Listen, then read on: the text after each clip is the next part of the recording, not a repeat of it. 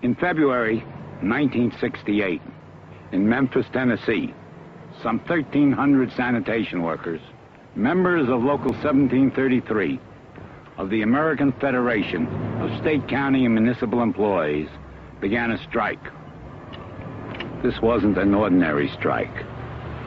We forged together a coalition of the religious community, the civil rights community, and the labor movement. It was a struggle for freedom, for dignity, for decency, for equality. Back in those days, we had to do this to live. The treatment that we were getting. Sometimes I just feel like tears are coming my eyes. And we just got tired. We had meetings and discussed it and said, we're going to do something about it.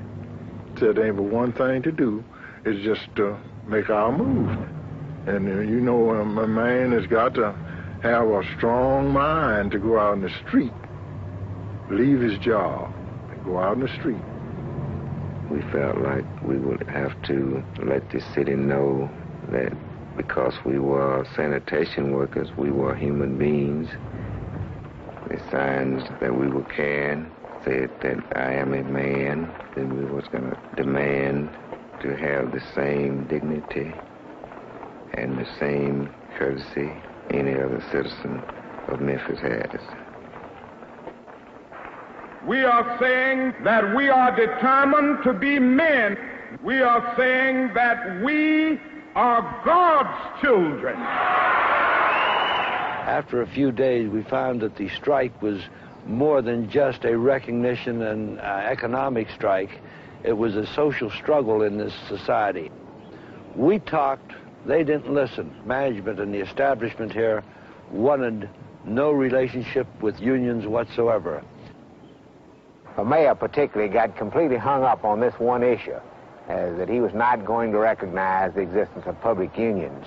When a public official orders a group of men to get back to work and then we'll talk, and treats them as though they are not men, that's a racist point of view. And no matter how you dress it up in terms of whether or not a union can organize, it's still racism. For at the heart of racism is the idea that a man is not a man. We thought we had reached an understanding during a meeting of the Public Works Committee. The council will meet tomorrow. Committee Chairman Fred Davis gave us a promise. That the council recognize the union and that there'll be some form of dues checkoff for the union.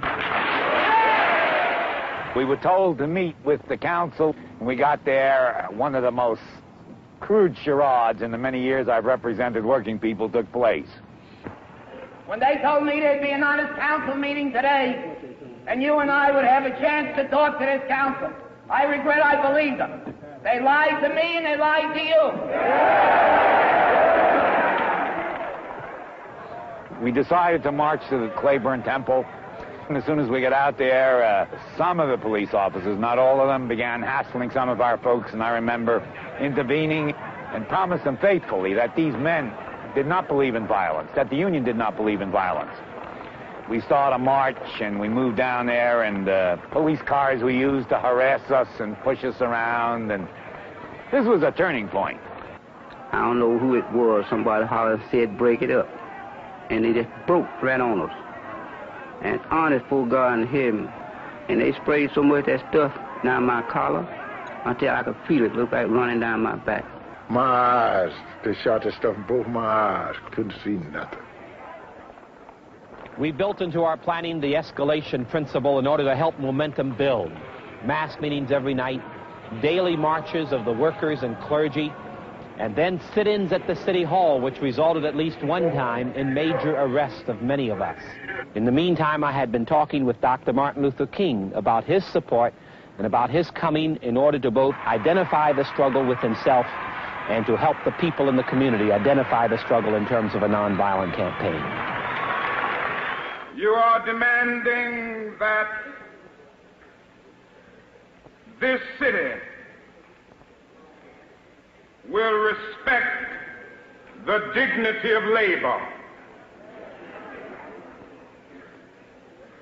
So often we overlook the worth and the significance of those who are not in professional jobs, of those who are not in the so-called big jobs. But let me say to you tonight that whenever you are engaged in work that serves humanity and is for the building of humanity, it has dignity and it has worth. You are reminding not only Memphis, but you are reminding the nation that it is a crime for people to live in this rich nation and receive starvation wages.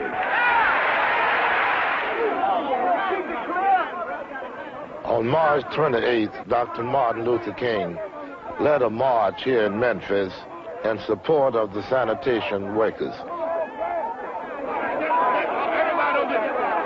This is one of the few times when his staff did not organize the march. Some of the young people saw this as an opportunity to demonstrate their frustration in what they considered the slowness with which the community leadership was moving. They began to break out windows and disrupt the march. This gave the policemen an opportunity to move in, to break up the march in an effort to discredit Dr. Martin Luther King and the local leadership. When we came back downtown the following day, really to be confronted with tanks and half-tracks and jeeps and National Guardmen with bayonets all over the place, it really sort of provided the classic kind of confrontation between striking workers with nothing more than a picket sign and really what was the might of the armed forces of this city. And it was frightening in one aspect, and where the least bit of wrong action could really have triggered a situation that would have been tragic for many people. Somewhere I read of the freedom of assembly. Somewhere I read of the freedom of speech. Somewhere I read of the freedom of press. Somewhere I read that the greatness of America is the right to protest for rights.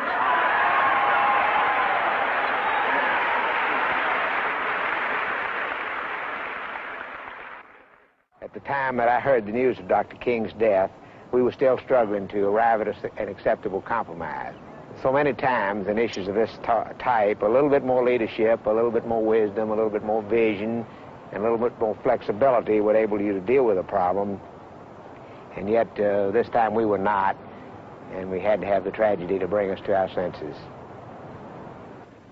The City of Memphis recognizes the American Federation of State, County, and Municipal Employees, AFL-CIO, Local 1733, as a designated representative for certain employees in the Division of Public Works. The day that strike was over, that was the best part of my life. All in favor of recordation, let it be known by saying aye. And I'm telling you the truth, you talking about a bouquet. They were black, white, they tied up on that stage, hugging and crying and hollering. I win a whole lot in this strike because respect, that's the most important thing. They respect you as a man. We've got some difficult days ahead, but it really doesn't matter with me now because I've been to the mountaintop. I just want to do God's will. And He's allowed me to go up to the mountain. And I've looked over, and I've seen the promised land. I may not get there with you, but I want you to know tonight that we as a people will get to the promised land.